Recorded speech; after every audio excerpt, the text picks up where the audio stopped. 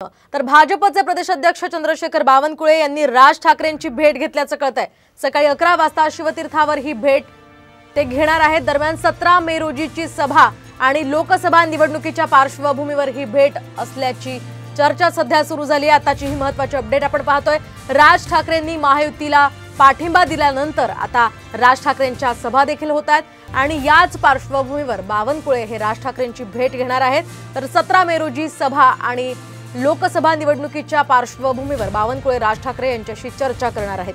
आपण पाहतोय सध्या राज ठाकरे हे महायुतीसाठी ठिकठिकाणी सभा घेत आहेत। रत्नागिरीमध्ये त्यांनी सभा घेतली, त्यानंतर नाशिकमध्ये सुद्धा राज ठाकरेंची सभा झाली आणि आता यासह कल्याण डोंबिवलीमध्ये सुद्धा राज ठाकरेंच्या सभा झालेल्या आहेत आणि याच पार्श्वभूमीवर शिवाजी पार्कातल्या सभेसंदर्भात चर्चा करण्यासाठी बावनकुळे राज ठाकरेंची भेट घेत आहेत।